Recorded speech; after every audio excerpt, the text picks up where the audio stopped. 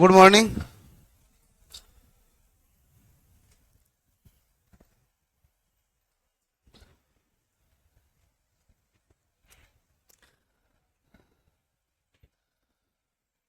धीरे धीरे घनत्व कम होता जा रहा है।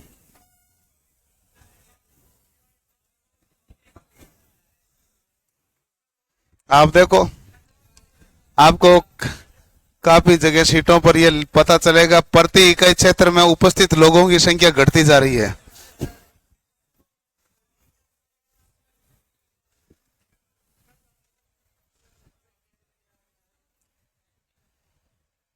चलो, हाँ भाई, हम पढ़ रहे थे थ्री फेज इंडक्शन मोटर।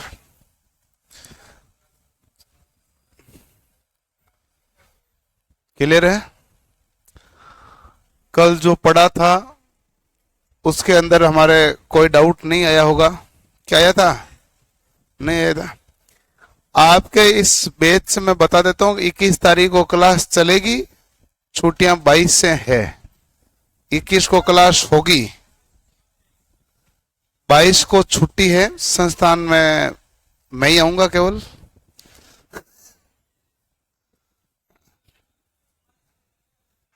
इक्कीस को क्लास होगी, 22 को छुट्टी है। आगे देखो, ऐसा है कि 26 को तो लगने का सवाल ही नहीं उठता। 27 और 28 दो ऑप्शन होते हैं। उसमें क्या है कि साहित्य का आपकी क्लास है जो 28 से ही लग पाएगी। 27 को क्या है कि 27 से लग, मतलब 28 से लग पाएगी। पॉसिबल होगा तो हम 27 को टेक्निकल वालों की तो क्लास 27 को लगवा देंगे। 22 से 26 छुट्टियां रहेगी, 27 को हम टेक्निकल की क्लास लगवा देंगे। बाकी सब बैचों में क्लासें लगेगी 28 से, आपके लगेगी 27 से। यही ऑप्शन है ना भाई, यहाँ तो 27 से लगनी है, 28 से लगनी है, यही दो ही ऑप्शन है।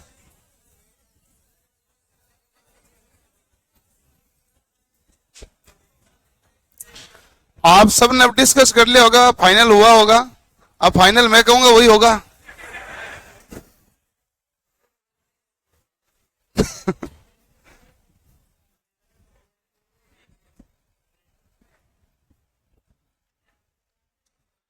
वो अलग से बता देंगे अंकित गुप्ता, मैं बाद में बता दूंगा आपको, ठीक है ना? कोई दिक्कत मत लो। तो आप, ये दो ऑप्शन है कि 27 को क्लास लगाएंगे, 28 को। तो मैं हाथ खड़े करवा लेता हूं। नहीं, मैं हाथ खड़ा करवा लेता हूं ना। 27 को क्लास लगाने के लिए हाथ खड़े करो, 27 के क्लास के लिए। अरे हाथ खड़े कर दो भाई, जो 27 को क्लास लगवाना चाहते हैं। ओके ओके, हाँ। अरे नहीं, आप हाथ खड़े रखो, मैं आदमी ढूंढना पड़ेगा मुझे, क्यों? मैं 27 को उनको ढूंढूंगा। पर नहीं मिले तो फिर हाथ खड़े करने मतलब क्या है? धोखा हो जाएगा मेरे साथ। हाँ, 27 को इतने जने हैं सहमत। बाकी तो ऑटोमेटिक ही 28 को सहमत ही है, क्या हाथ खड़े करें? वो क्या है कि ध्वनि मत से प्रस्ताव को पारित कर दिया जाता है। 28 को कौन है सहमत? बाकी तो सहमत ही नहीं होंगे।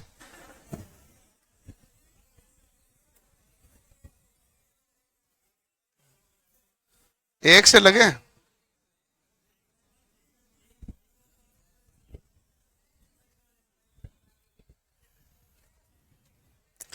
एक तारीख ज्यादा दूर नहीं हो जाएगी?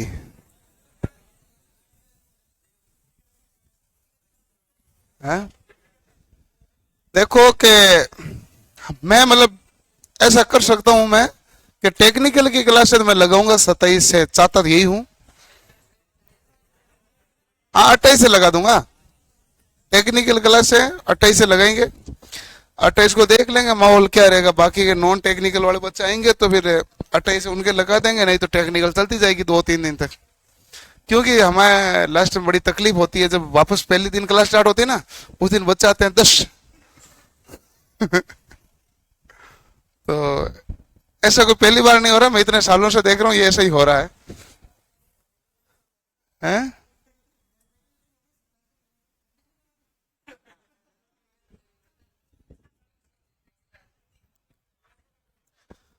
तो आज हम करते हैं 3 फेज इंडक्शन मोटर पूरा।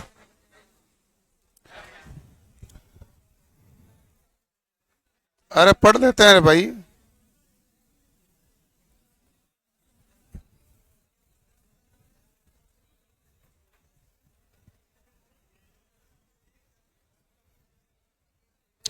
थ्री फेज इंडक्शन में आप ये करो,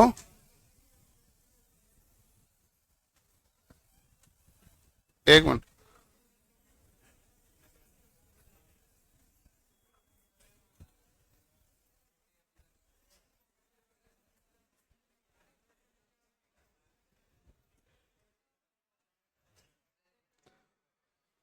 हमें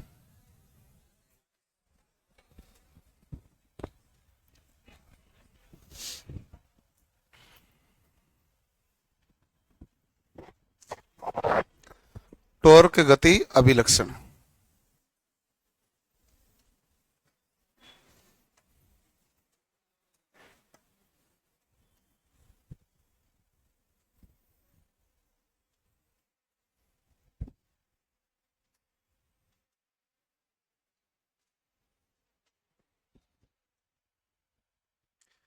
हम इस अभिलक्षण को थोड़ा सा ध्यान से समझते हैं। ये गति है, इस गति में आप इस बिंदु को ध्यान से देखो। यहां मैं कह देता हूं इस बिंदु को लेके कि रोटर की गति है वो हमारे पास कितनी है, 0। ठीक है भाई, आप बताओ जब रोटर की गति 0 होती है तो स्लिप का मान कितना होता है, 1। बात ठीक है, ऐसा तो मैंने कल पढ़ा के गया था। दूसरा आता है कि यहां पर एक बिंदु और ले लेते हैं।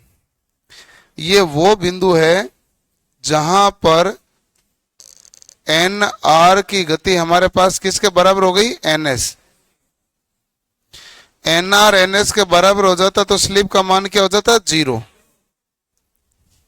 ठीक है, तो इसके बीच में यदि आप देखेंगे तो आप कहेंगे सर बीच वाला जो है ना टाइम, उसमें जो रोटर की गति है वो हमारे पास 0 से तो ज्यादा है, 0 से तो क्या है, ज्यादा, और एन एस से क्या है, कम है कि नहीं बीच में। जब इस प्रकार की कंडीशन है तो स्लिप का मान भी कितना है भाई, 0 से तो ज्यादा है, 1 से क्या है, कम। ये स्लिप का मान क्लियर हुआ कि नहीं हुआ। यदि यहां पर है, ये गति वाली लाइन ही है, इस गति वाली लाइन को देखो कि यहां पर गति शुरू नहीं हुई है, 0 बिंदु पर है, तो एनआर बराबर क्या होगा, 0। एनआर 0 होता तो स्लिप का मान कितना होता, 1। जब हम गति बढ़ाते जाएंगे तो एक बिंदु आएगा जहां एनआर किसके बराबर आएगा, एनएस के बराबर। भाई एनआर यानी रोटर की गति बढ़ाते जाओगे बढ़ाते जाओगे बढ़ाते जाओगे, एक बिंदु आएगा जहां पर एनआर की गति किसके बराबर हो जाएगी, एनएस के। जब एनआर एनएस के बराबर होगा तो वहां पर स्लिप का मान क्या हो जाएगा, 0।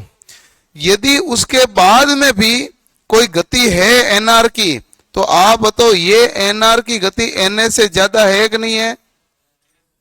यदि इसके आगे यदि कोई गति होगी तो एनआर की गति किससे ज्यादा होगी, एनएस से। हाँ कि ना।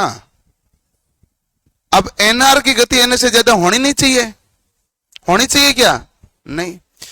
तो यानी ये मोटर तो कहती नहीं, मोटर तो ये कहती है कि एनआर का मान 0 से लेके एनआर बराबर क्या होगा, एनएस। एस का मान 1 से 0 के बीच में होता है, यही है मोटर का काम। तो इसको मैं देखता हूं तो इसका एक अभिलाक्षणिक ग्राफ बनेगा।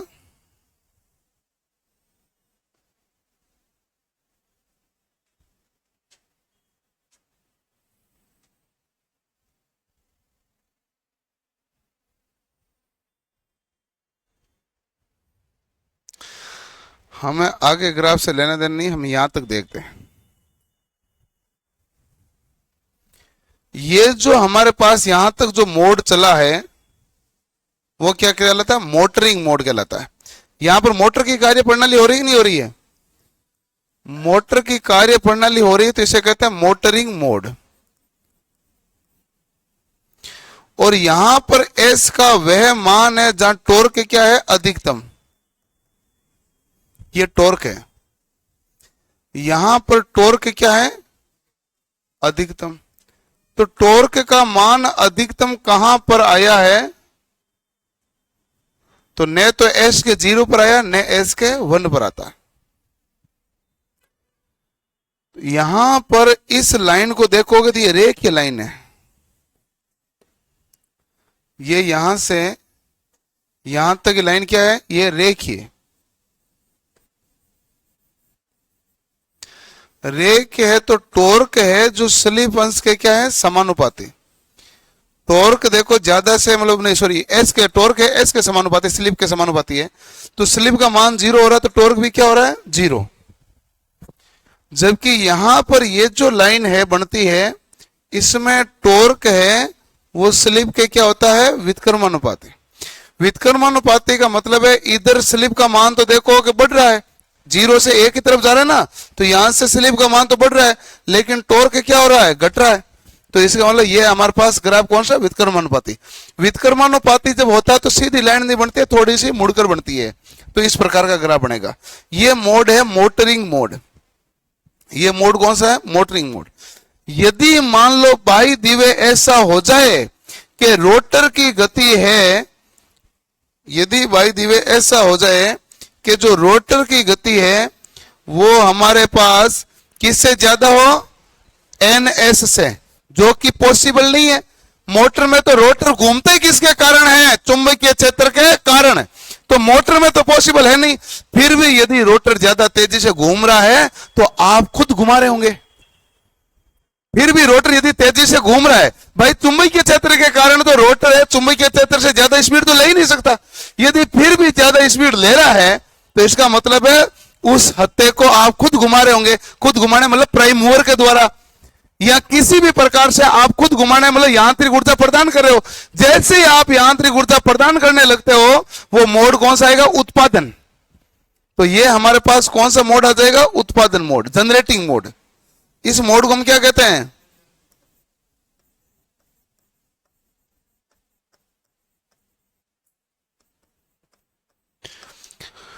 रोटर की गति चुंबकीय क्षेत्र से गति तभी ज्यादा हो सकती है जब हमारे पास क्या हो, तो आप कहेंगे उत्पादन मोड।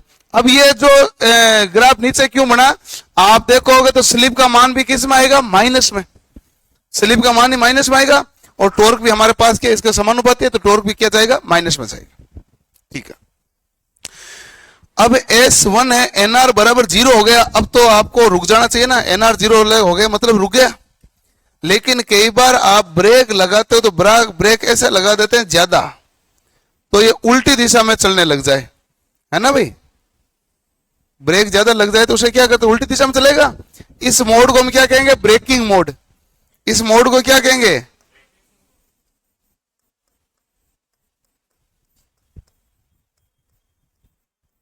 Breaking mode.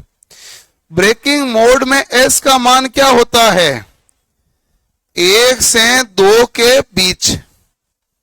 यहां पर एस का मान क्या होता है, तो आप कहेंगे एस का मान तो नेगेटिव है, एस का मान होगा 0 से छोटा। एस का मान क्या होगा, लेस देन 0, 0 से छोटा, यानी कि एस का मान क्या आएगा, नेगेटिव। ओके। तो ये जो बीच वाला मोड है ये हमारे पास कौन सा है, मोटरिंग मोड। ये कौन सा मोड है, जनरेटिंग। ये कौन सा मोड है, ब्रेकिंग। इसको नोट करो और मुझे पता चल रहा है वापस समझाना है।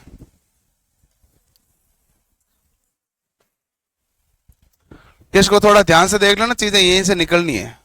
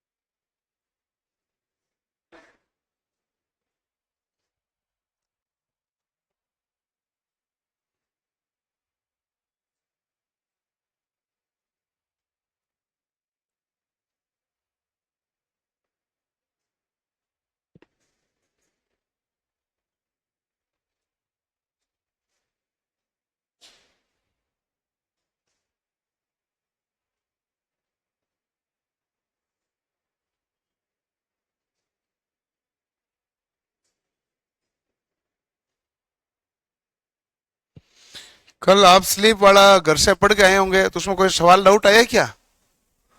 कोई आपने प्रश्न किया हो जो नहीं सॉल्व हुआ हो तो वो ले आओ।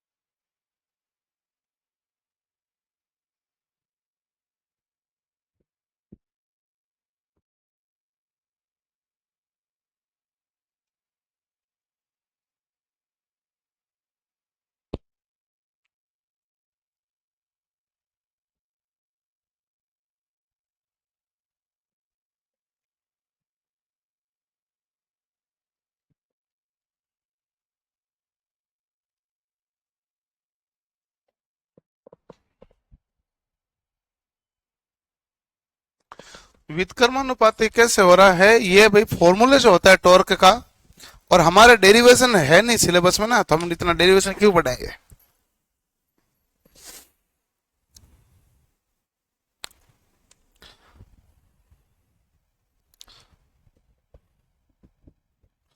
जब एस का मान 1 की तरफ है तो टॉर्क स्लिप अंश के समानुपाती होता है, और एस का मान 0 की तरफ है तो टॉर्क है उस स्लिप के व्युत्क्रमानुपाती होता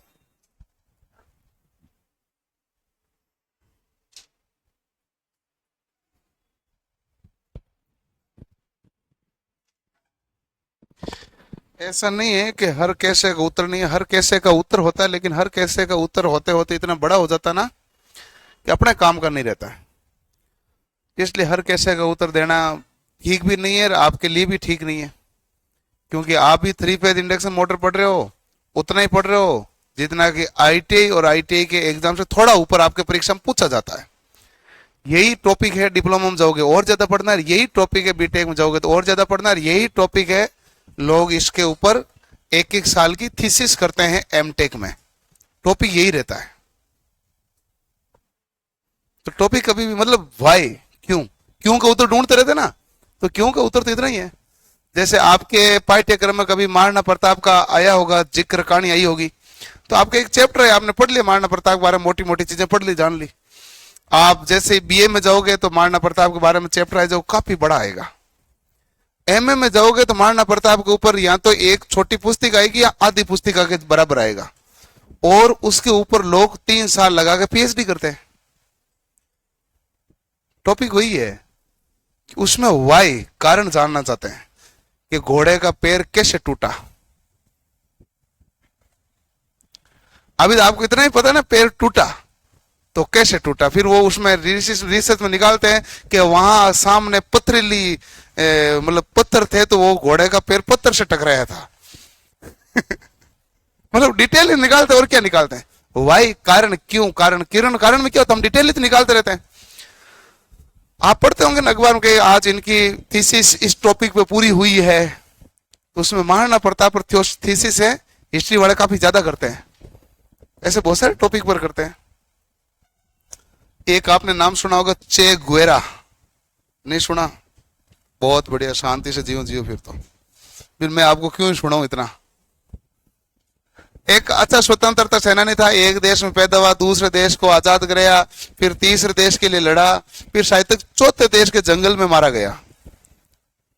स्वतंत्रता सेनानी बहुत शानदार तरीके का था, युद्ध क्रांतियां, वो पूरे देश में पूरी क्रांति करवा देता था, देश को आजाद करवाना, वो मतलब वैसा काम करता था।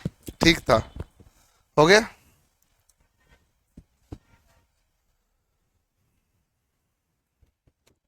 ये इसलिए करें, इनके इनके ऊपर क्या टॉपिक में रिसर्च होती रहती है।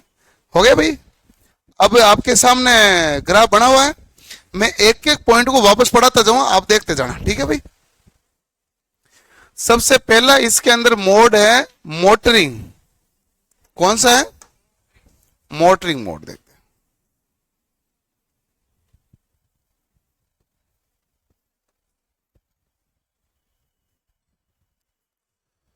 मोटरिंग मोड में आपको यह पता है कि रोटर की गति सदैव ही सिंक्रोनस गति से क्या होती है?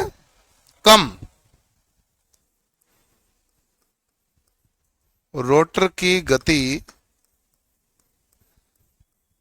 यानी एनआर सदैव सिंक्रोनस गति से कम होती, सिंक्रोनस गति यानी एनएस से कम होती है। ये तो कारण आपको कल ही पता चल गया होगा, क्योंकि हमारे पास रोटर घूमेगा ही किसके कारण है? चुंबकीय क्षेत्र के कारण, तो इसे तो कम ही होनी है। तो यहां हमें यह पता चला कि एनआर का मान सदैव एनएस से क्या होगा? छोटा। एनआर का मान एनएस से छोटा होगा तो बताओ स्लिप का मान कितना होगा? तो आप कहेंगे 0 से 1 के बीच में।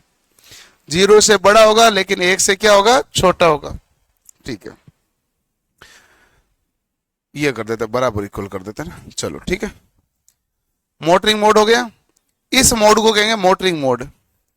एक होता है जेनित्र मोड या जनरेटिंग मोड।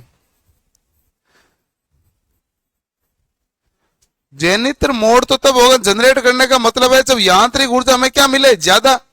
विद्युत की सप्लाई से तो जो हमारे पास गति आएगी वो एनएस है, लेकिन आपने रोटर को ज्यादा तेज गति से घुमा दिया तो इसका मतलब यांत्रिक ऊर्जा ज्यादा दी। यांत्रिक ऊर्जा जब आप दे रहे हो तो कौन सा मोड आएगा? जेनित्र। ठीक है, तो आप इसमें ये लिखेंगे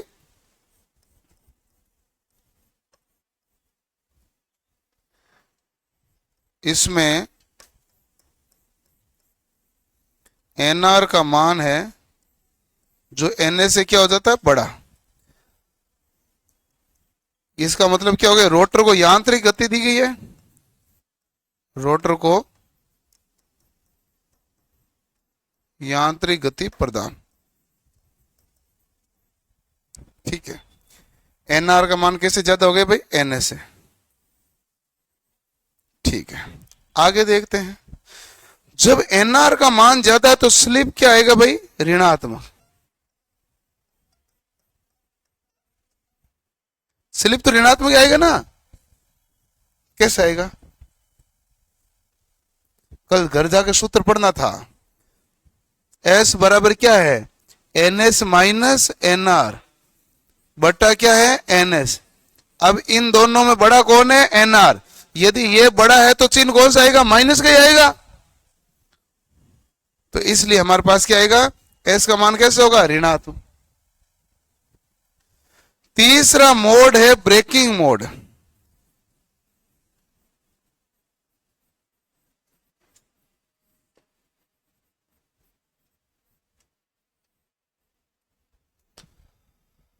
तीसरा मोड कौन सा है? ब्रेकिंग। ठीक है, ब्रेकिंग मोड का मतलब है एनआर का मान तो 0 से ही क्या हो रहा है? कम। तो एनआर का मान 0 से भी कम हो रहा है, तो 0 से कितना कम हो सकता है? तो आप कहोगे भाई हमने उल्टी दिशा में जोड़ दिया तार। मान लो उल्टी दिशा में जोड़ेगा तो उल्टी दिशा में घूमने लगेगा, और उल्टी दिशा में घूमेगा तो हमारे पास एस मैक्सिमम क्या बन जाएगा? तो आप कहेंगे ये एनएस माइनस एनआर। एनआर क्या आ जाएगा भाई? एनएस के बराबर आएगा। विपरीत दिशा में, उल्टी दिशा में घूमकर अधिकतम कितना आ सकता है? एनएस के बराबर विपरीत दिशा में। बटा ब्रेक लगा रहा ना, बटा क्या होगा? एनएस। तो ये देखो माइनस माइनस क्या हो गया? प्लस। बराबर क्या आएगा? 2। एनएस का मान हमारे पास अधिकतम कितना होगा? 2। और ये कौन से मोड में आएगा? ब्रेकिंग मोड में। माइनस में हमने एनएस क्यों लिखा? यही है ना कारण? क्या हुआ? ये माइनस में एनएस क्यों लिखा? यही तो कारण बताना है। माइनस का एनएस किसके बराबर होना चाहिए? यहां हमारे पास होना तो क्या चाहिए था? एनआर ना। सूत्र क्या है? एनएस माइनस एनआर बटा एनएस। तो पहले एनएच से तो किसी को तकलीफ है नहीं, माइनस के निशान से तकलीफ नहीं है, ब्रैकेट से तकलीफ है ना। ब्रैकेट ये कहता है कि अब आप ब्रेकिंग मोड में आप प्रारंभ में क्या करते हो, इसका कनेक्शन विपरीत करते हैं। जैसे आप विपरीत करते हो, विपरीत दिशा में घूमने के लिए टॉर्क उत्पन्न करने लगती है। जब रोटर की गति 0 हो जाए तो उसको बंद कर देना चाहिए, कनेक्शन को काट देना चाहिए। तब तो हमारे पास रुक जाती मोटर वहीं पे, जो कि प्रारंभ में यहीं पे रुक जाती। यदि हम फिर भी 0 नहीं करते तो जैसे अपने उल्टा कनेक्शन लगाया है, तो उल्टा कनेक्शन के कारण हमारे पास चुंबकीय क्षेत्र बनेगा कि नहीं बनेगा? बनेगा। उसकी दिशा अधिकतम क्या होगी? उल्टी दिशा में एनएच के बराबर। भाई सप्लाई तो एनएच से बनी ना, तो एनएच से ज्यादा तो बनेगी नहीं, तो उल्टी दिशा में कितनी बनेगी? एनएच के बराबर, तो माइनस में एनएच के बराबर बनेगी। ये ब्रेकिंग मोड के अंदर आती है। तो हमारे पास क्या हो गया? इसका मान 2। तो ब्रेकिंग मोड से पढ़ते हम कहते हैं कि जब विपरीत दिशा वाली ब्रेकिंग मोड करते हैं उसे प्लॉगिंग कहते हैं। तो प्लॉगिंग करते हैं विपरीत दिशा वाली, तो जैसे मोटर रुक जाए कनेक्शन को काट दो। नहीं काटोगे तो ब्रेकिंग में ये विपरीत दिशा में घूमने लग जाएगी, और जब विपरीत दिशा में घूमने लगेगी तब स्लिप का मान कितना बन जाता है? 2। इस मोड को कहते हैं ब्रेकिंग मोड। तो आप क्या कहेंगे? ये हो गया।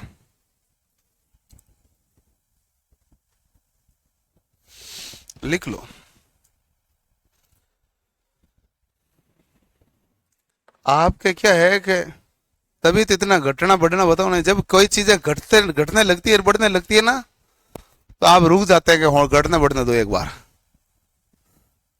आपके तकलीफ यहीं पे आती है जब कोई चीज घटने बढ़ने लगे, चीजें परिवर्तित हो। सीधी सीधी लाइन से चले तो कोई तकलीफ है ही नहीं आपको।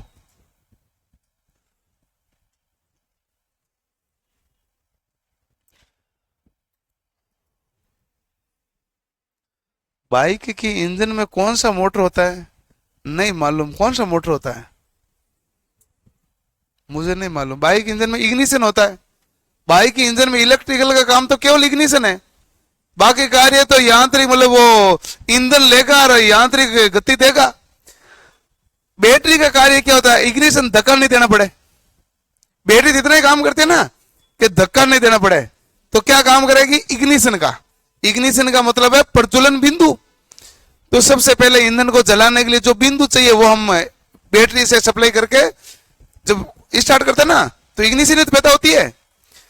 और पहले इग्निशन पैदा करने के लिए हम किक लगा लेते थे, तो इग्निशन ही पैदा करनी है, तो सेल भी वही काम करती है। अब भाई आजकल मोटर, पता नहीं आजकल है ना, उस तेल की टंकी में भी मोटर आती है। ये BS6 वालों का खेल है ना। हाँ, वो तेल की टंकी के अंदर एक मोटर होती है। उस मोटर का काम क्या है ये मुझे ज्यादा समझ में आया नहीं था। ये मोटर होती है, रिजर्व का बटन गायब कर दिया गया है। यदि मीटर बता रहा है तो देख लेना, नहीं बता रहा तो मत देखो। कुछ बाइकों ने अलग सुविधा प्रदान की है उसमें, और कुछ बाइकों ने कहा कि जब तक चले तब तक चले, जब रुक जाए तेल डलो सीधा।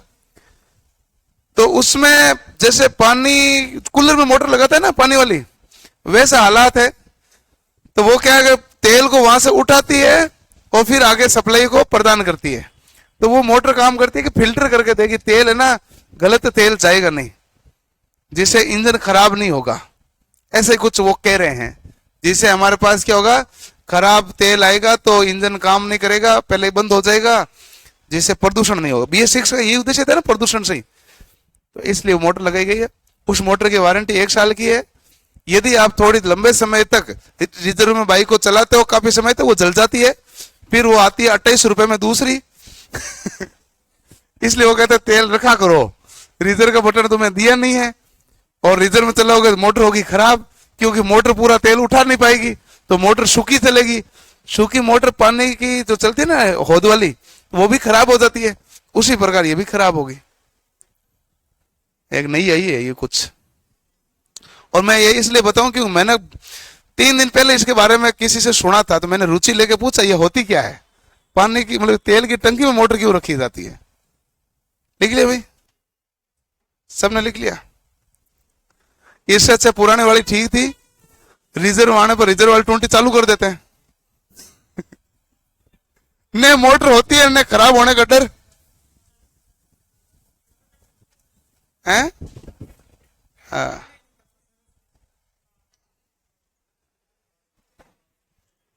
रोटर की गति सदैव सिंक्रोनस गति से कम होती है, और ये सब चीजें मतलब जेनित्र मोड, ब्रेकिंग मोड और मोटरिंग मोड। क्लियर? चलो, अब हमारे पास देखो दो स्लिप होती है। यदि फॉरवर्ड स्लिप का बात करूं तो मान कितना है? एस। और जब मैं बैकवर्ड स्लिप के बारे में बात करूंगा तो आंसर होगा 2 माइनस एस। आंसर क्या होगा? 2 माइनस एस। यदि केवल कहते हैं कि 3 फेज इंडक्शन मोटर में स्लिप का अधिकतम मान कितना होता है? 1। और केवल आपको पूछे बताओ स्लिप अंश का अधिकतम मान कितना होता है, तो कितना होता है? 2। क्योंकि मोटरिंग मोड में तो अधिकतम मान कितना होगा? 1 ही होगा। लेकिन स्लिप अंश में पूछ ले, केवल इतना ही पूछे स्लिप अंश का अधिकतम मान कितना है,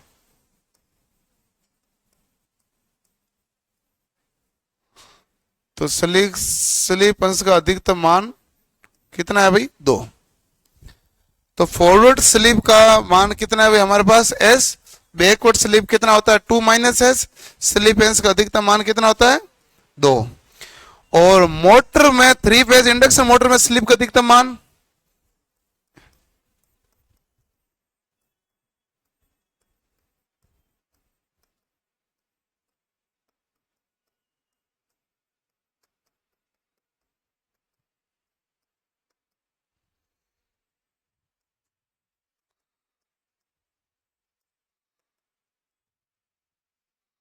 अधिकतम मान कितना होगा? तो आप कहेंगे एस बराबर 1 होगा। भाई मोटर लिख दिया तो मोटरिंग मोड काम करेगा। मोटरिंग मोड में स्लिप का अधिकतम मान कितना होता है? 1। लेकिन पूछ ले केवल स्लिप का अधिकतम मान कितना होता है, तो आप कहेंगे स्लिप का मान अधिकतम कितना होता है? 2। पूछे मोटर में स्लिप की रेंज क्या होती है, तो आप क्या कहोगे? 0 से 1। 3 फेज इंडक्शन मोटर में स्लिप की रेंज कितनी होती है? 0 से 1। केवल स्लिप का पूछे तो ऋणात्मक भी हो सकता है, वो जनरेटिंग मोड है। वो कौन सा मोड आ जाता है? Generating mode.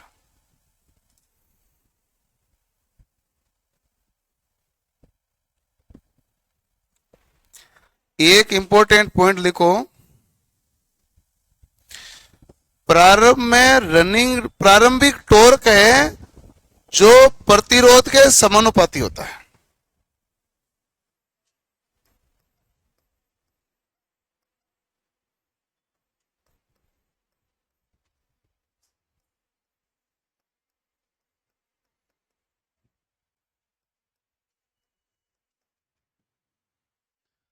रोटर प्रतिरोध के समानुपाती होता है।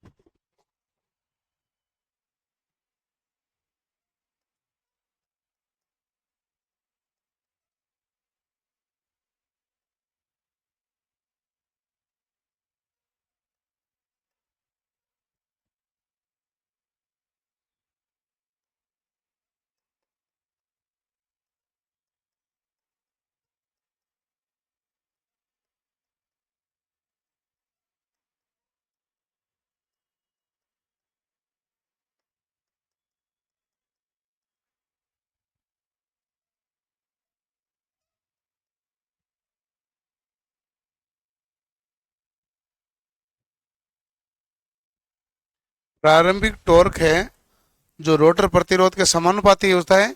इसलिए हम प्रारंभ में यदि रोटर का प्रतिरोध ज्यादा रखेंगे तो टॉर्क क्या होगा? ज्यादा। और यदि मान लो हम कम रखेंगे तो हमारे पास टॉर्क क्या होगा? कम। रनिंग टॉर्क से हमारे पास क्या होगा? अधिकतम टॉर्क निकलेगा। रनिंग टॉर्क से क्या निकलेगा? तो यहां पर मैं टॉर्क मैक्सिमम भी लिख दूं, अधिकतम अधिकतम टॉर्क, तो वो हमारे पास एक्स आर के व्युत्क्रमानुपाती है।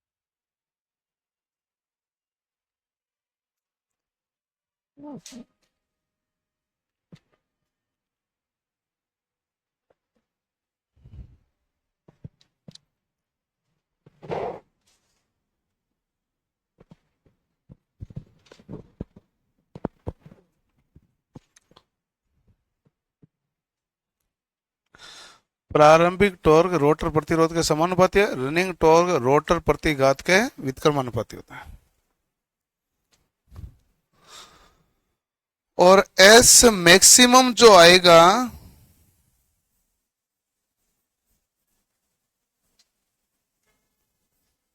वो बराबर आएगा X R into R R, rotor के प्रतिघात तथा रोटर के प्रतिरोध के अनुपात से हमारे पास क्या निकलेगा, एस अधिकतम मान। तो आप ये भी कह सकते हैं एक्स आर बराबर क्या होगा, एस इंटू आर आर। तो आप कहेंगे किसी रोटर का प्रतिघात रोटर के प्रतिरोध के स्लिप के गुणा के बराबर होता है। रोटर के प्रतिरोध को स्लिप से गुणा करोगे तो क्या आएगा, रोटर का प्रतिघात। ये थोड़ा सा लिख लो, कोई उठपटांग सवाल पूछे तो काम आती है लाइनें, इसलिए सूत्र वाली लाइनें हैं, क्या पता कुछ काम आ जाए।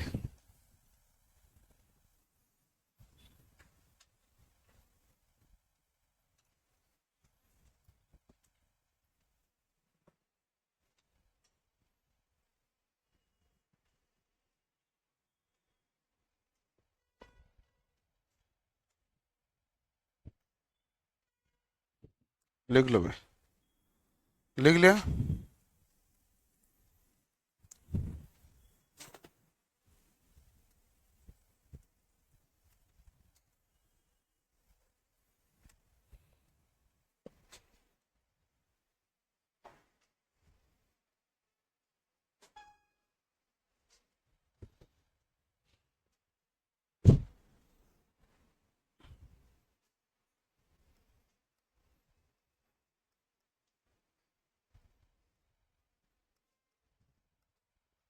इंडक्शन मोटर में शक्ति प्रवाह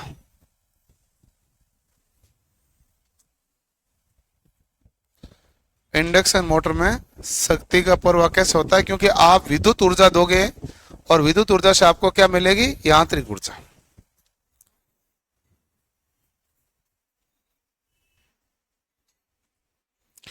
तो पहली बात तो आप क्या देंगे,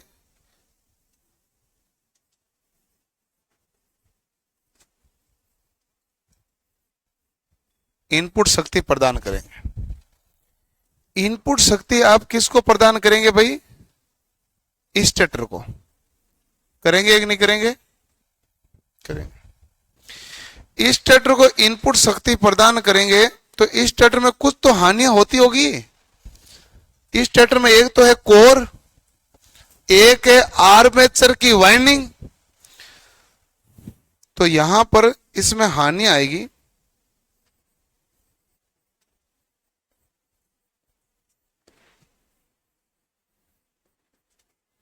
एक कोर कारण, कोर द्वारा, और दूसरा किसे, आर्मेचर वाइंडिंग द्वारा। बताओ भाई, आप है ना, पहले स्टेटर और रोटर जो था ना उसको दिमाग में ले लो। तो आप जानते हैं कि आप 3 फेज सप्लाई किसको प्रदान करेंगे, स्टेटर को। स्टेटर में हमारे पास क्या होता है, आर्मेचर की कोर होती है। आर्मेचर की कोर में खांचे कटे होते हैं जिसके ऊपर आर्मेचर की वाइंडिंग होती है। आर्मेचर वाइंडिंग के कारण हानि होने वाली हानि तो आर्मेचर द्वारा तो ताम्र हानि है। आर्मेचर द्वारा हानि होती है वो कौन सी में आती है, ताम्र में। और कोर के कारण हानि आती है वो कोर द्वारा या लोहा हानि में आ जाती है। तो ये हानि होगी। ये हानि होने के बाद में चुंबकीय फ्लक्स किस में जाएगा, बीच में वायु अंतराल होता है उसमें, और वायु अंतराल से किस में जाएगा, रोटर में। ऐसे तो जाता है। तो यहां पर आ जाते हैं।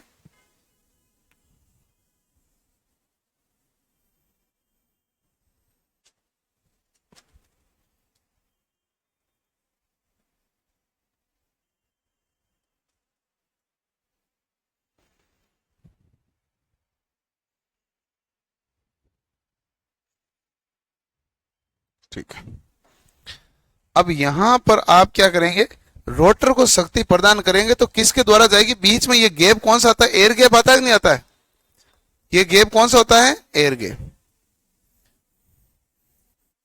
तो आप कहेंगे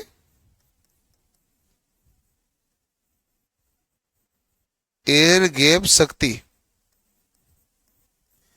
एयर गैप शक्ति को डिनोट किया जाता है पीजी से।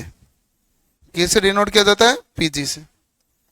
पीजी बराबर होता है आई स्क्वायर, और ये सूत्र बनेगा वो है आर आर बटा क्या है, एस। आर आर होता है रोटर का प्रतिरोध,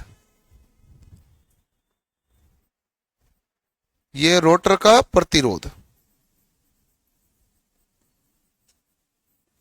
और एस होता है स्लिप। यहां से जब हमारे पास बाहर आउटपुट जाएगा, रोटर में आपने शक्ति दी, रोटर में आपने शक्ति प्रदान करोगे तो रोटर में हमारे पास क्या है, दो छड़े है ना, रिंग, और बीच में क्या है, शॉर्ट सर्किट तांबे की छड़े। तो यहां हानि होती है, वो उसे हानि क्या कहते हैं, रोटर को ताम्र हानि। रोटर में होने वाली हानि क्या कहलाएगी, ताम्र हानि। तो इस रोटर में ताम्र हानि होगी।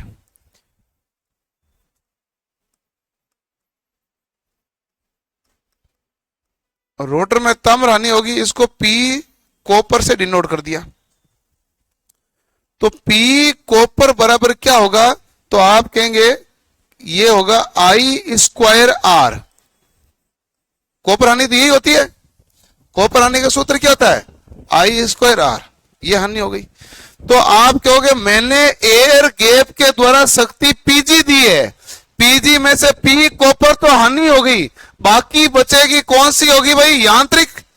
बाकी बचेगी सॉफ्ट पर जाएगी कि नहीं जाएगी शक्ति, यांत्रिक शक्ति। पीएम, पीएम क्या लिखोगे आप, PG minus P copper. PM क्या है, तो आप कहेंगे यांत्रिक शक्ति।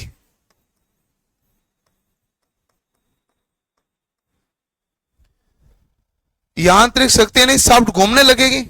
जब शाफ्ट घूमने लगेगी तो यहां पर एक और हानि होगी, जो हमारे पास क्या होगी, घर्षण हानि। और फिर लास्ट में हमारे पास क्या आएगा, यांत्रिक शक्ति मिलेगी, आउटपुट मिलेगा ना।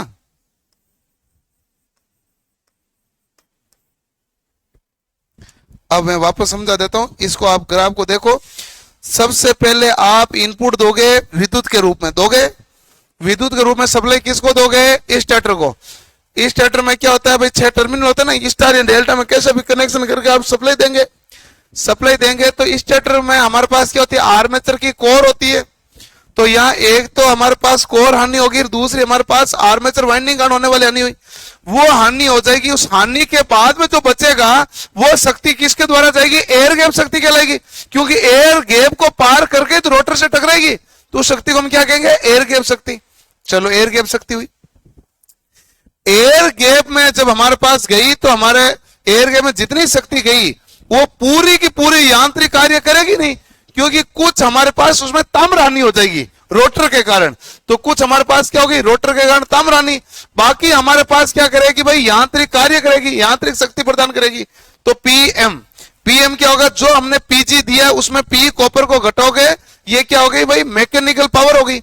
मैकेनिकल पावर घूमने लगेगी तो यहां एक और हानि हो जाएगी, उस हानि को हम क्या कहते हैं, घर्षण हानि। फिर हमारे पास क्या आ जाएगा, आउटपुट, और शाफ्ट के ऊपर उपलब्ध शक्ति मिल जाएगी। अब जो यहां पर आउटपुट का मतलब क्या है, शाफ्ट पर उपलब्ध शक्ति।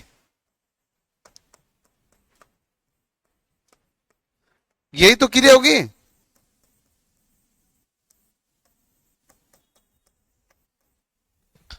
शाफ्ट पर उपलब्ध शक्ति।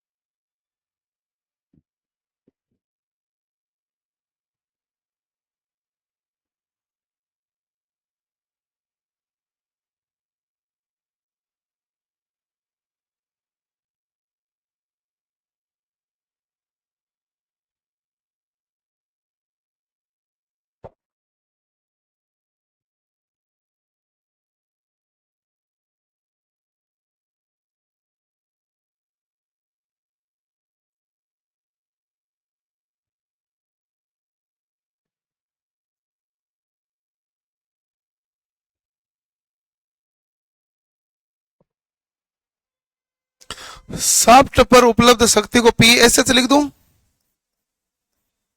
देख लो भाई। पी एस एच क्या लिखोगे, पीएम माइनस घर्षण हानि लिखोगे।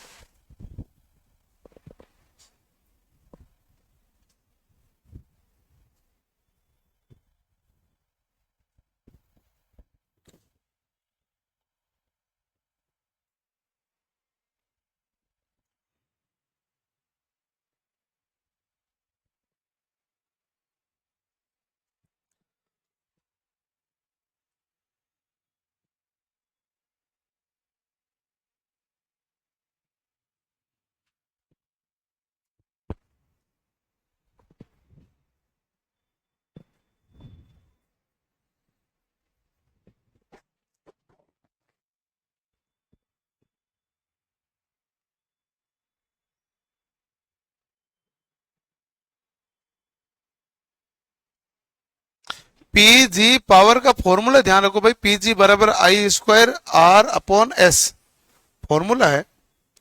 हम सारी डेरिव नहीं करके आते हैं ना, ये तो सब चीजों का डेरिवेशन चलता है पूरा, हम डेरिवेशन करके नहीं आते हैं। आप ध्यान से देखो, नहीं आपको डेरिवेशन पढ़ना होता है।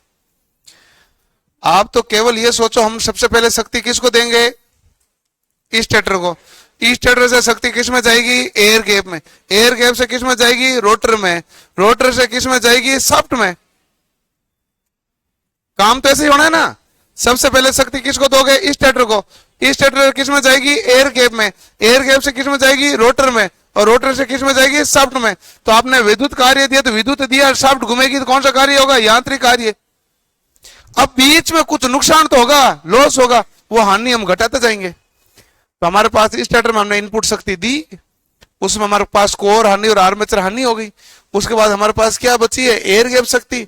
एयर गैप शक्ति आई स्क्वायर आर अपॉन एस होता है, तो उसमें हमारे पास एक कॉपर हानि हो गई, आई स्क्वायर आर। और इससे हमारे पास निकलेगा आगे जो यांत्रिक शक्ति प्रदान की जा रही, PM mechanical, PG minus P copper. इनमें से कुछ घर्षण हानि घट जाएगी, घर्षण हानि बेरिंग के कारण हो जाए, बेरिंग या लुब्रिकेशन कम लगा दिया, बेरिंग कारण जो घर्षण हानि होगी उसको माइनस करोगे तो फिर क्या बचेगा, शाफ्ट पर उपलब्ध शक्ति।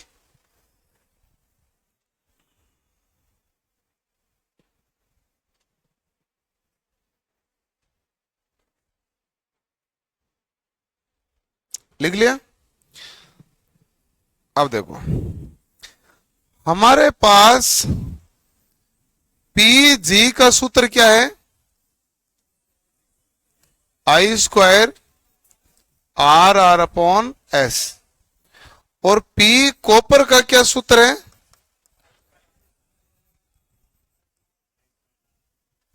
ठीक है। इन दोनों को ध्यान से देखो, तो मैं ये लिख सकता हूं क्या कि पीजी को पीजी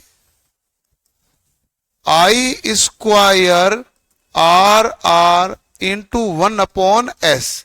बताओ गलत तो नहीं लिखा, चेक कर लो। सेम जैसे लिखा वैसे ही है ना। तो आई स्क्वायर आर हमारे पास क्या होता है, आई स्क्वायर आर क्या होता है, पी कॉपर, ठीक है। तो मैं क्या लिखूंगा, पीजी बराबर पी कॉपर इंटू एस, लिख दिया। पी कॉपर बटा S, P copper 1 upon S है तो क्या बटा आएगा एस, ठीक है। अब हमारे पास इसको वैल्यू पुट करते हैं। तो सबसे पहले तो आप देखो पीजी अनुपात पी कॉपर क्या बनेगा। तो मैंने यहां तो पी कॉपर को पी कॉपर लिख दिया, और यहां फिर मैं इसको ऐसे भी लिख सकता हूं ना भाई, पी कॉपर बराबर क्या हो जाएगा, एस इंटू पीजी। हो रहा नहीं हो रहा है, ठीक है। तो मैंने पीजी को तो पीजी लिख दिया, और पी कॉपर बराबर क्या लिख दिया, एस इंटू पीजी। पीजी से पीजी क्या हो गया, कैंसिल। तो मेरे पास क्या बचेगा, 1 अनुपात एस। फिर आते हम बड़े स्तर पर, पीजी अनुपात पी कॉपर अनुपात पीएम, ये क्या होगा? तो आप कहेंगे यदि पीजी का मान 1 है, पी कॉपर का मान एस आएगा, तो पीएम क्या होता है? PG minus P copper. ये है कि नहीं है? अरे पीएम क्या? PG minus P copper. तो ये हमारे पास PG minus P copper, PM का सूत्र यही है, पीजी माइनस पी कॉपर। तो ये बनेगा, इसको नोट करो। अरे सवाल पूछ लिए भाई एक दो आपसे, तब जाके बता रहे, नहीं तो ये क्यों बताते हैं? आप तो कहोगे किताब में है नहीं, आप क्यों बता रहे हैं?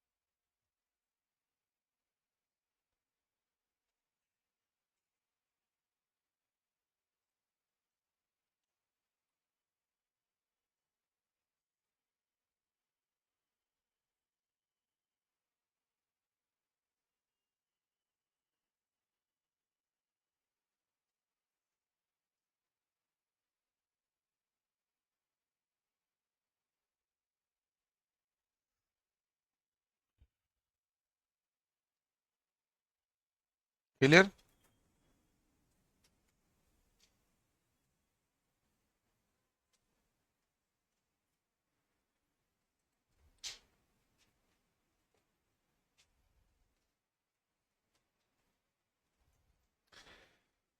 पीजी अनुपात पीएम, सॉरी पीजी अनुपात पी कॉपर अनुपात पीएम 1:S/1 माइनस एस, ये ध्यान रखना। और ये अच्छा भाग है।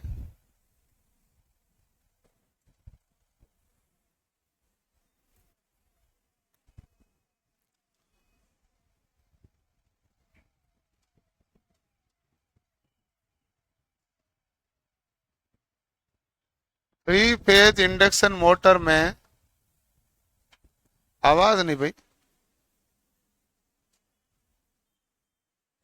स्लिप दिया 5%, पीजी का मान है 10 किलोवाट,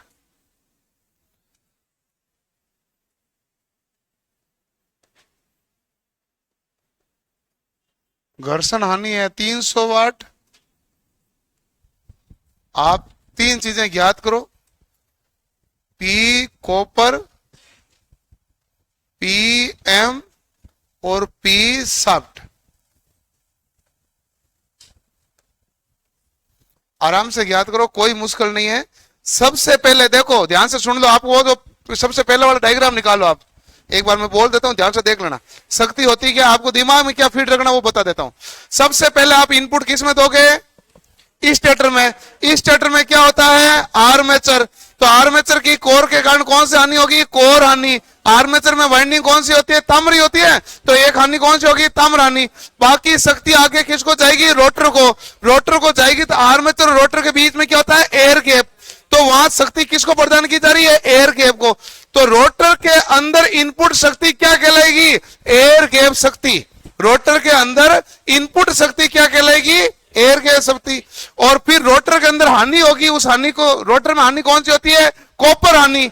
जो एयर गैप शक्ति में से कॉपर हानि को घटाओगे तो ये बाकी का रोटर से आउटपुट निकलेगा कि नहीं निकलेगा? निकलेगा। रोटर में आपने इनपुट क्या दिया? पीजी। हानि क्या हुई, पी कॉपर, तो पीजी में से पी कॉपर घटाओगे तो क्या मिलेगी, यांत्रिक शक्ति मिल रही है, और यांत्रिक शक्ति में से घर्षण हानि घटाओगे तो वो शक्ति कहां पर आ जाएगी, शाफ्ट पर। बताओ मशीन में ऐसे ही काम होता है कि नहीं होता है। अब आपको एक बड़ी चीज याद रखनी है, वो रखनी पीजी का सूत्र, आई स्क्वायर आर बट्टा एस आएगा।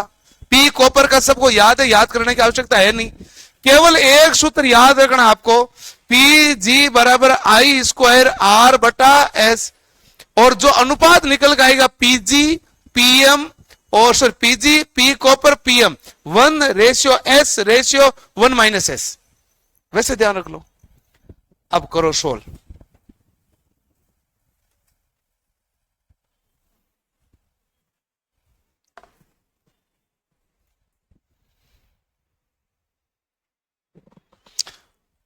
मोटर स्टार्ट होने के साथ ही फ्यूज जल जाती सर जी, क्यों? मोटर के स्टार्ट होते फ्यूज जल जाती, ओवरलोड की कंडीशन होगी, ज्यादा धारा का प्रवाह होगा, और तो कोई कारण है नहीं। मोटर स्टार्ट होने पर फ्यूज जल जाती है तो ओवरलोड की कंडीशन हो सकती है।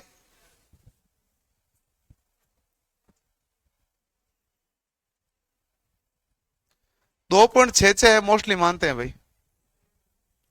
इसको सोल्व करो।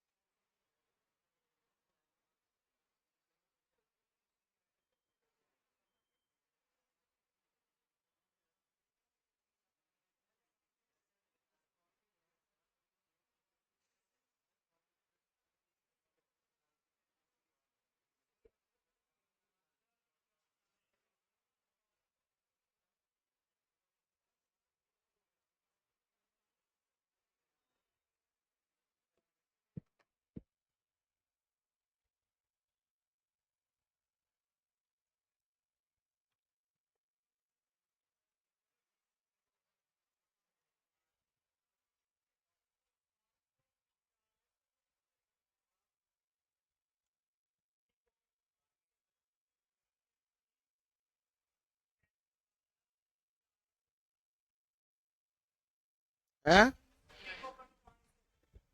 पी कॉपर 500, जैसा करो आपकी मर्जी। 5% तो 5 बटा 100 ही होता है।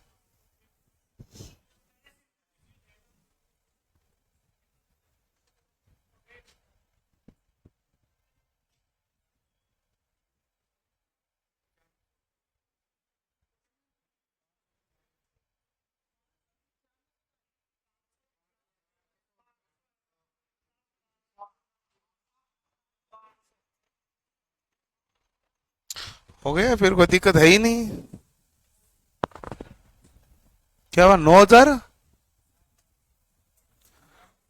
पी साफ्ट क्या आया, 9,200 ना, ठीक है।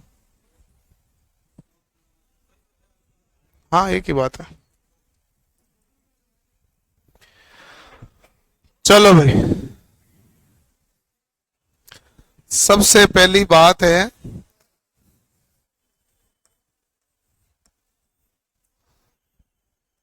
पीजी का मान कितना दिया हुआ है, तो आप कहेंगे 10 किलोवाट। 10 किलोवाट का मतलब वाट कितना हो गए, 10,000 वाट। कोई गलत नहीं कर रहे हैं। 10 किलोवाट किसके बराबर हो गए भाई, 10,000 वाट। ठीक है, आगे बढ़ते हैं। आगे बढ़ेंगे तो हमारे पास कौन सी हानि आएगी भाई, पीजी हो गया। पीजी के बाद में आप जानते हैं पी कॉपर जो है, पी कॉपर बराबर एस इंटू पीजी था, आया कि नहीं आया भाई? पीजी का मान 1 था तो पी कॉपर का मान क्या था? एस, और पी कॉपर बराबर क्या था भाई? एस इंटू पीजी, यही पुट किया तुमने। तो एस का मान कितना है? 5%, 5/100। पीजी का मान कितना है? 10,000। 2 जीरो से 2 जीरो कैंसिल, बराबर कितना वाट आया? 500। ठीक है, अगला आया पी मैकेनिकल। पी मैकेनिकल हमारे पास क्या आएगा भाई? PG minus P copper. PG का मान कितना है? 10,000, माइनस कितना? पी कॉपर 500, घटाओगे तो कितना होगा? 9,500 वाट। ये भी ठीक है। अगला पूछा पी सफ्ट। पी सफ्ट पूछा ना, पी सफ्ट क्या पूछा भाई? तो आप कहेंगे ये होगा पीएम माइनस घर्षण हानि।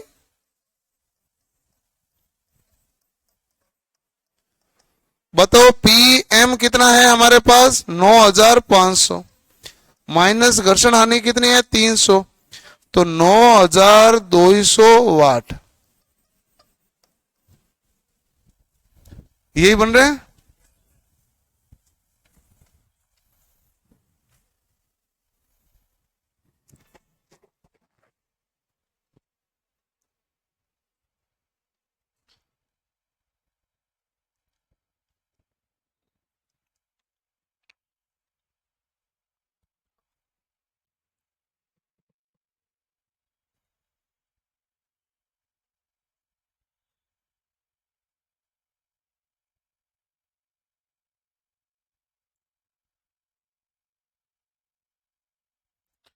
नहीं, ऐसा कोई दिक्कत नहीं आएगी भाई। के आर सोनो, ठीक है ना? हाँ, लिख लिया।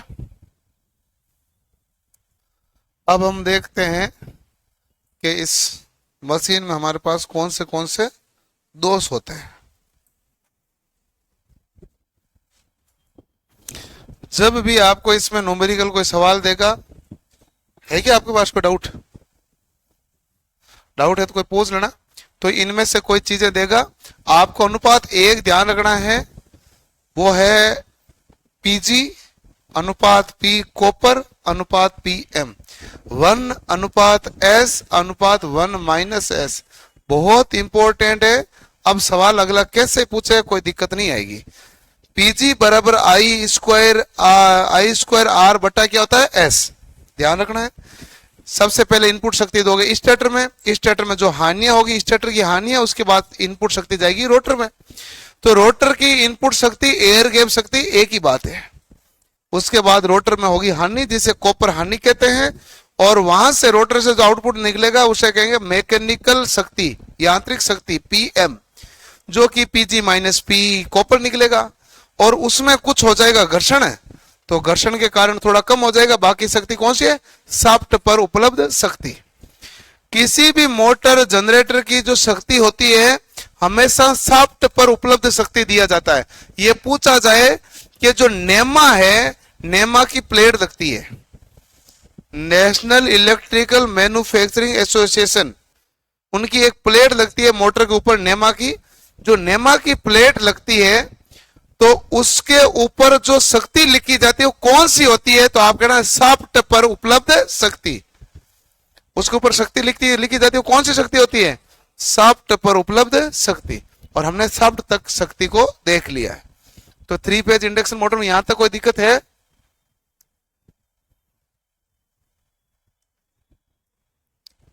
क्लियर? चलो,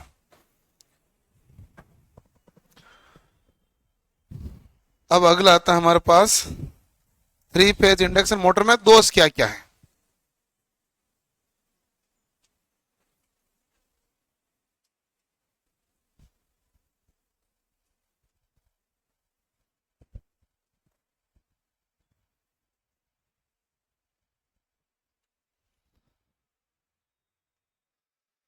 तीन दोष के बारे में बात करूंगा, उस समय आपके दिमाग में जो चौथा चल रहा होगा वो सिंक्रोनस का होगा। तीन दोष है, कोगिंग, क्राउलिंग, जॉगिंग, इसके बीच में यदि आपके दिमाग में हंटिंग दोष चले तो वो सिंक्रोनस का है। हंटिंग हम वहां देखेंगे, ठीक है। हंटिंग के दो, यहां फेज स्विंगिंग के दो, यहां 3 दोष आएंगे। इंडक्शन मोटर में पहला दोष हमारे पास कौन सा आएगा भाई? कोगिंग। कोगिंग का अन्य नाम क्या है?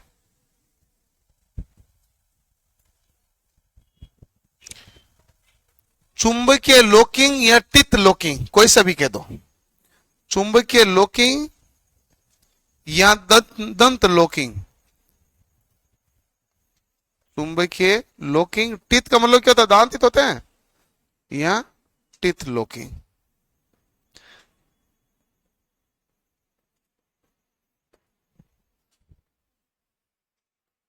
यही नाम होते हैं? आप क्या कह रहे हो?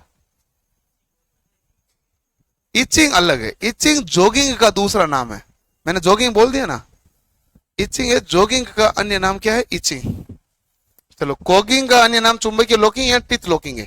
टिथ को आप हिंदी में क्या कहते हैं? दंत, दांत। तो दंत लॉकिंग लिखा हुआ आ जाए तो आ जाए भाई। ये कहता है कि हमारे पास जो रोटर और स्टेटर होता है उसमें जो वाइंडिंग होती है उनका रेशियो या अनुपात है जो इंटीजर नंबर आ जाए। स्टेटर तथा रोटर में खांचों की संख्या बराबर हो जाए या फिर क्या हो जाए? इकाई अनुपात आ जाए, तो हमारे पास कौन सी कंडीशन आएगी? चुंबकीय लॉकिंग।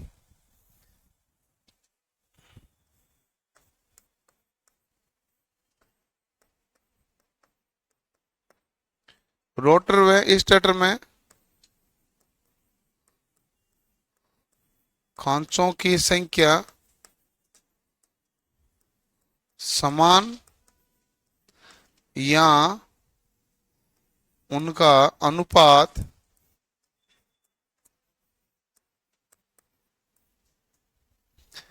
रोटर में, स्टेटर में खांचों की संख्या समान या उनका अनुपात क्या हो जाएगा भाई? पूर्णांक हो।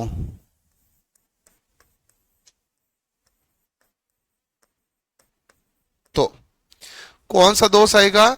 चुंबकीय लॉकिंग या कोगिंग दोष के। तो इसका निवारण करना है तो आप एक काम करते हैं, उनको क्या करते हैं? रोटर को स्क्यूड कर दिया जाता है।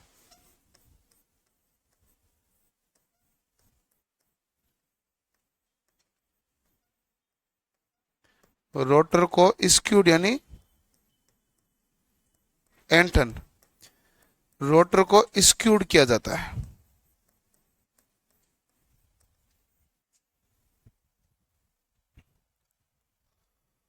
दूसरा जो दोष है वो है जॉगिंग। जगह कम है इसलिए मैं जॉगिंग लिख रहा हूं, नहीं मैं पहले क्राउलिंग दे दूंगा, अगला मैं लिख दूंगा क्राउलिंग। जॉगिंग, जॉगिंग क्या होता है भाई? आप जानते हैं कि सुबह सुबह उठ के जॉगिंग करते हैं, थोड़ा सा दौड़ते हैं फिर पैदल चलते हैं, फिर थोड़ा सा दौड़ते हैं फिर पैदल चलते हैं। बहुत तेज गति से कभी नहीं दौड़ते, हल्का हल्का दौड़ते फिर तेज, ऐसे तो होता है। इसे कहते हैं जॉगिंग। मोटर के साथ भी यही क्रिया होगी। मोटर को चालू करोगे फिर बंद कर दोगे, थोड़ा और चलाओगे थोड़ा और बंद कर दोगे, थोड़ा और चलाओगे थोड़ा और बंद कर दोगे। तो ये दोष कौन सा आएगा? जॉगिंग ही कहलाएगा। इसका दूसरा नाम है इचिंग। इचिंग का मतलब होता है खाज। खाज होता है ना, इच गार्ड नहीं आता है, इच गार्ड होता है ना खुजली से सुरक्षा के लिए, तो इचिंग का मतलब तो खाज होता है। तो आप देखो कि कभी भी खाज की जाती, थोड़ी देर की जाती है फिर रुक जाते हैं, फिर थोड़ी देर करते हैं फिर रुक जाते हैं, फिर थोड़ी देर करते हैं फिर रुक जाते हैं। इसका नाम यही है और ये इसीलिए इनके नाम लिए गए हैं।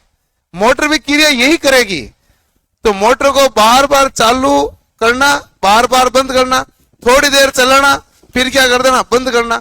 ये जब इस प्रकार की करते हैं तो मशीन में जो दोष आता है उसे हम क्या कहते हैं? जॉगिंग। इसका हमारे पास निवारण नहीं है, ये तो करो ही मत। और ये करते क्यों हैं? तो मशीन की सत्यता जांचने के लिए। सत्यता जांचनी हो, मशीन की क्षमता और दक्षता के बारे में जांचना हो तो कौन सा करते हैं भाई, जॉगिंग। तो जॉगिंग क्रिया की जाती है, जॉगिंग क्रिया करने के कारण जो दोष है उसे जॉगिंग दोष कहते हैं, जॉगिंग। अन्य नाम क्या होता है,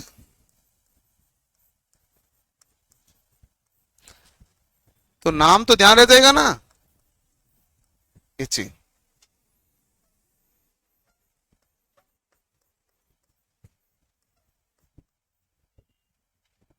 मोटर को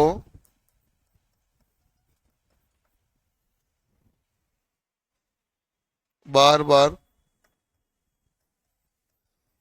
चालू करके धीमी गति से चलाया जाता है,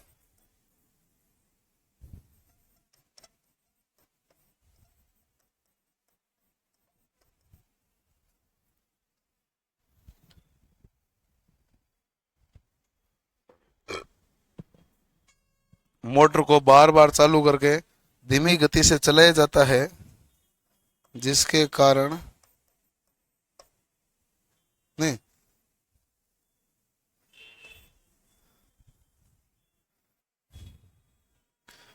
चलाया जाता है जिससे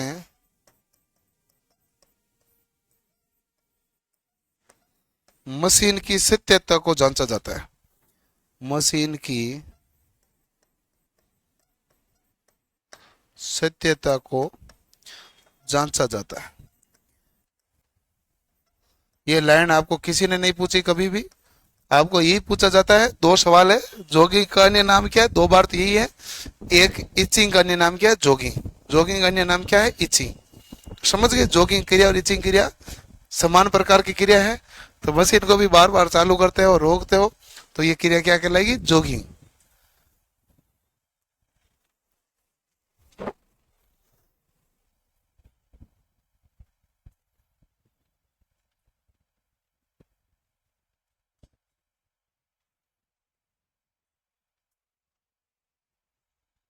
लिख लिया।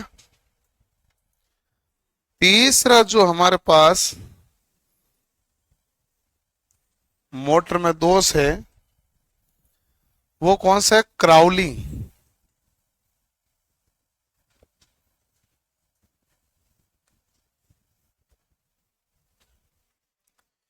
तीसरा दोष हमारे पास मोटर में कौन सा है, क्राउलिंग। क्राउलिंग दोष क्या होता है, क्राउलिंग का अर्थ होता है रेंगना। क्राउलिंग का अर्थ क्या होता है, रेंगना। तो बताओ क्राउलिंग क्या होता है, कि जब मोटर हार्मोनिक्स प्रभाव के कारण जो दोष आता है वो कौन सा होता है, क्राउलिंग। क्राउलिंग दोष कौन से प्रभाव कारण आता है, हार्मोनिक्स। हार्मोनिक्स क्या होता है, जब तरंगें उत्पन्न होती है ना तो हार्मोनिक्स वेव जनरेट होती है, तो इसके कारण एक दूसरे से अपोजिट तरंगें जनरेट हो जाती है। इस कारण मोटर है जो बहुत धीमी गति से चलने लग जाती है। तो हार्मोनिक्स प्रभाव के कारण उत्पन्न, ये ध्यान रखना।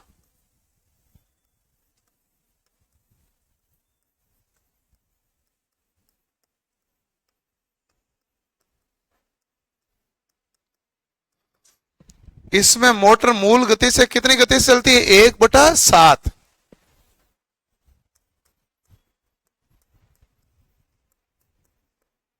इसमें मोटर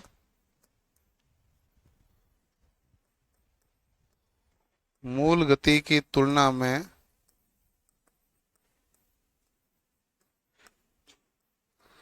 1/7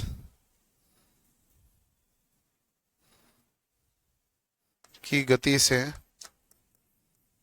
चलती है।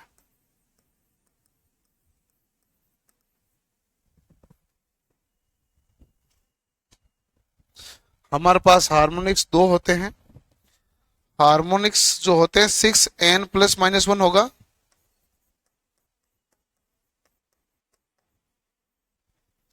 हार्मोनिक्स होते हैं 6n ± 1।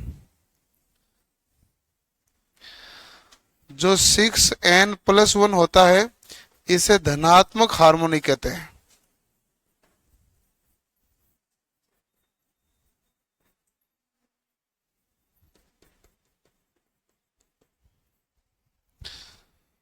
6n-1 होता है, उस हम कहते हैं ऋणात्मक हार्मोनिक्स।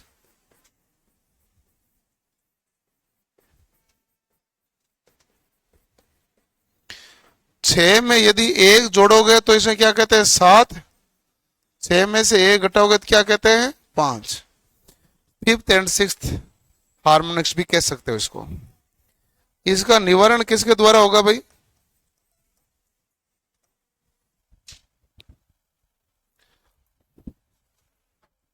हैं? शॉर्ट पिच वाइंडिंग द्वारा एंड डिस्ट्रीब्यूटेड वाइंडिंग द्वारा।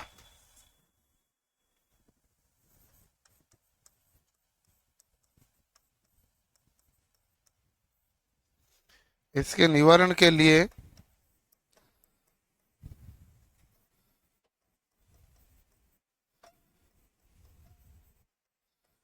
डिस्ट्रीब्यूटेड वाइंडिंग या शॉर्ट पिच वाइंडिंग स्थापित की जाती है।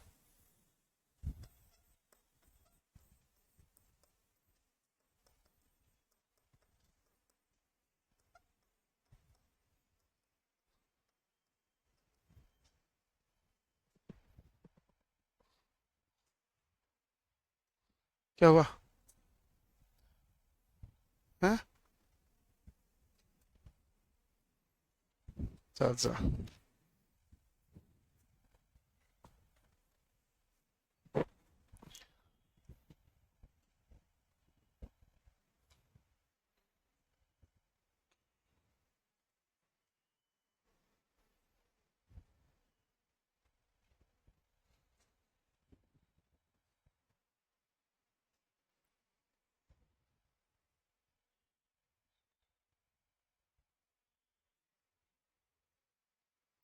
डिस्ट्रीब्यूटेड वाइंडिंग या शॉर्ट पिच वाइंडिंग द्वारा। इसके निवारण के लिए डिस्ट्रीब्यूटेड वाइंडिंग या शॉर्ट पिच वाइंडिंग स्थापित की जाती है।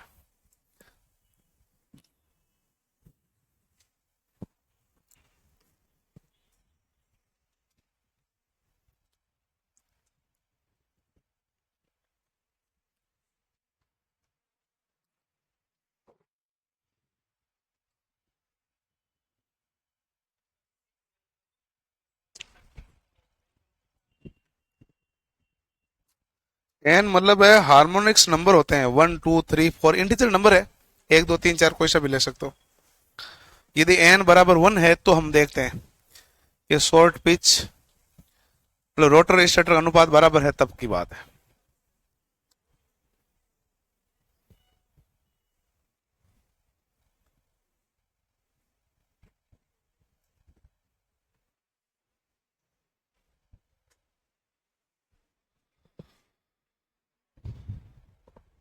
चलो ठीक है भाई, ओके।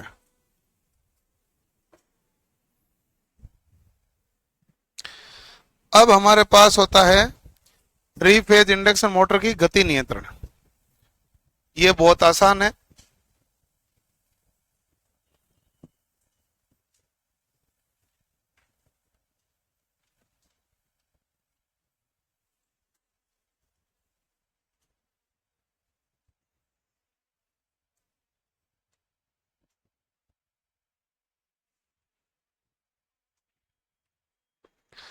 ये हमारे पास क्या है?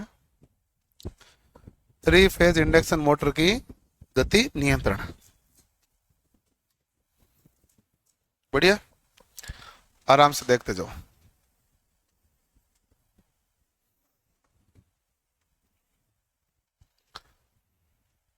ओके, तो 3 फेज इंडक्शन मोटर की गति नियंत्रण, तो एन बराबर क्या होता है भाई? 120 इंटू एफ बटा पी, यही होता है। और यहां स्लिप का मान आता तो यहां लिखा जाता है 1 माइनस एस, क्योंकि ये रोटर की गति है और ये किसकी गति है? N S. चलो मैं वापस समझाता था। एन एस बराबर क्या होता है? 120 गुणा एफ बटा पी होता है। एन आर बराबर क्या होता है? N S into 1 minus S, ये हमने कल किया था। तो एन आर बराबर क्या होगा, तो आप कहेंगे 120 गुणा एफ बटा पी इंटू 1 माइनस एस। तो गति को नियंत्रण करने के लिए एक तो आवर्ती को बदल दो, एक पोलों की संख्या को बदल दो, एक कैसे करके एस परिवर्तन कर सकते हो तो एस को परिवर्तन कर दो। इसके अलावा तो आपके पास और कोई कारण है नहीं, यही कारण है। तो 120 गुणा एफ बटा पी यही आएगा मल्टीप्लाई में 1 माइनस एस। ठीक है, तो एन एस बराबर क्या आया, 120 इंटू एफ बटा क्या हो गया पी। क्लियर। इसमें सबसे पहली आती है वोल्टेज नियंत्रण विधि।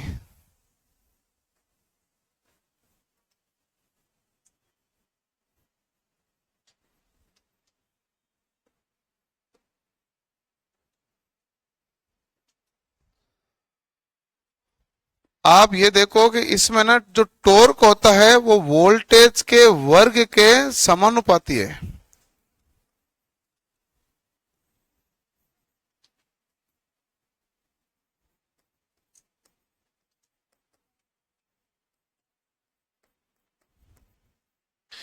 इंडक्शन मोटर में उत्पन्न टॉर्क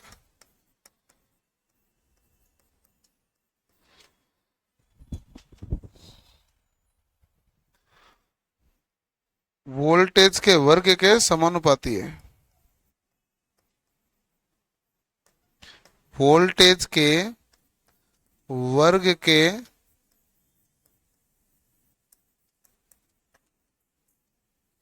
समानुपाती होता है। इंडक्शन मोटर में उत्पन्न टॉर्क क्या होता है भाई, तो आप कहेंगे इंडक्शन मोटर में उत्पन्न टॉर्क वोल्टेज के वर्ग के समानुपाती होता है। इंडक्शन मोटर में उत्पन्न टॉर्क वोल्टेज के वर्ग के समानुपाती होता है।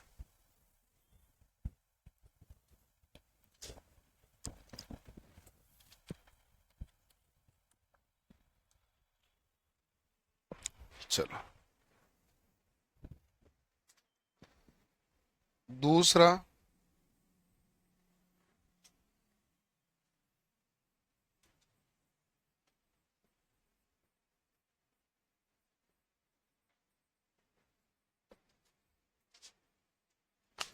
आवर्ती नियंत्रण विधि। और आवर्ती को परिवर्तन करना है तो हमारे पास कौन सा आता भाई नियम,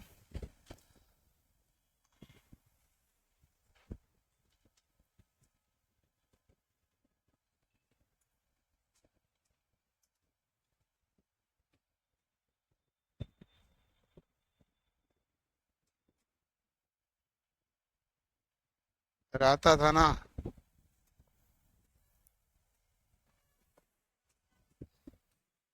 है डीसी को डीसी में चॉपर बदलता है, साइक्लोट्रॉन, साइक्लोट्रॉन।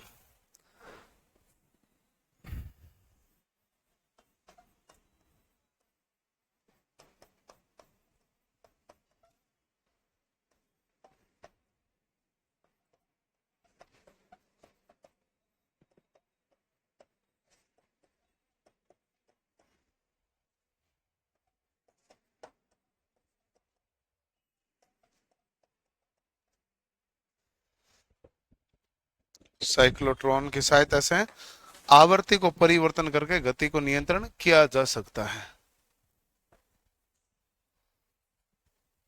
जूम का लिंक दिया है क्या, है क्या,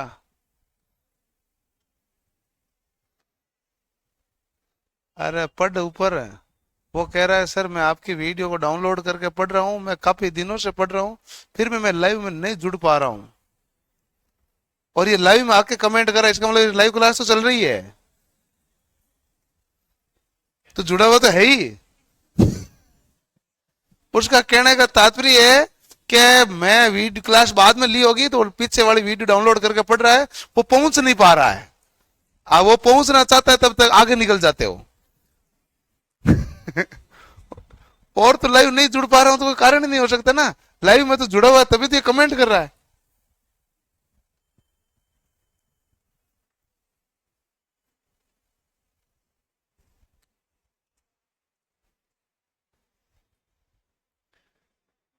ठीक है, हो गए भाई। एक है पोलों की संख्या द्वारा, एक होता है कैस्केड द्वारा। ये क्या है कि शुरुआत में हो सकता है भाई,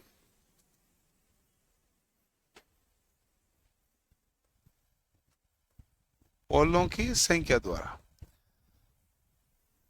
पोलों की संख्या द्वारा में क्या होता है कि आप कहते हैं एन आर है, जो पोलों के व्युत्क्रमण अनुपात है ना।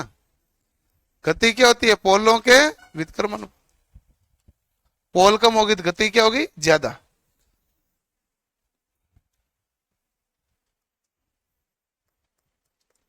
गति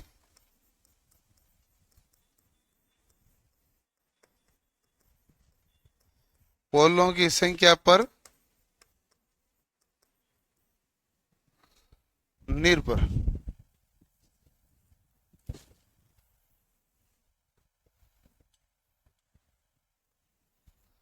एक होता है कैस्केड द्वारा।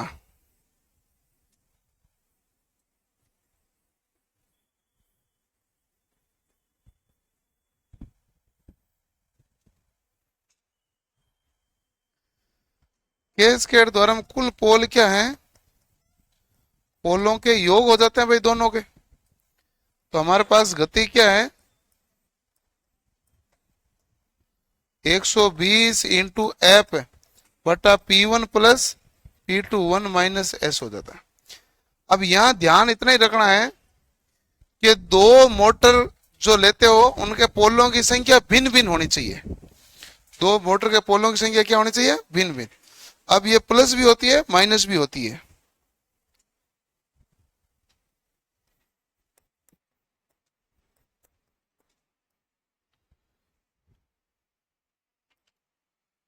दो मोटर भिन्न भिन्न पोलों की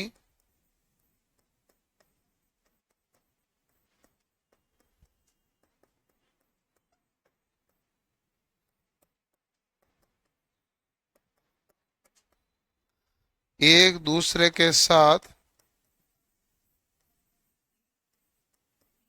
जुड़ी होती है।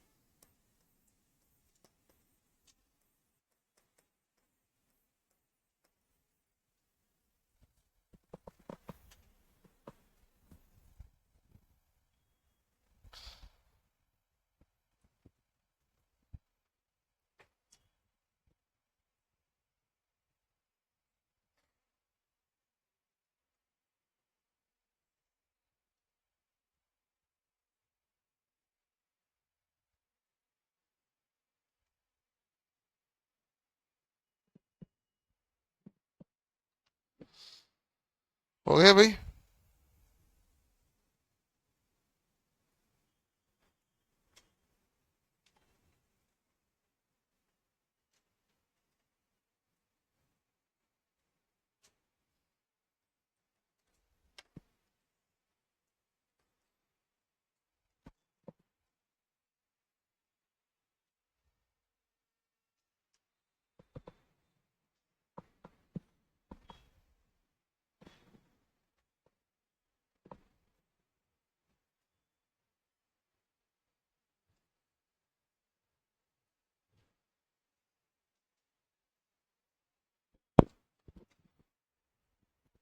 क्लियर भाई? चलो,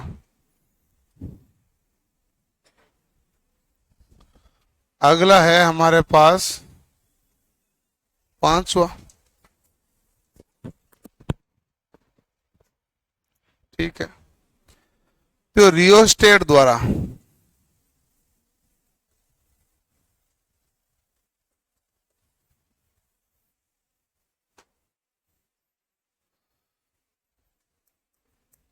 इससे केवल स्लिप रिंग मोटर की गति नियंत्रण की जाती है।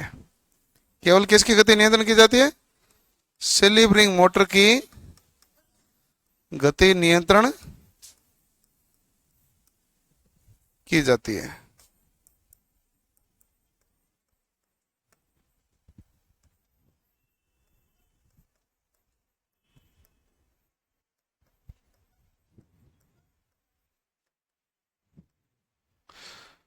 थ्री फेज रियोस्टेट का प्रयोग किया जाता है। बस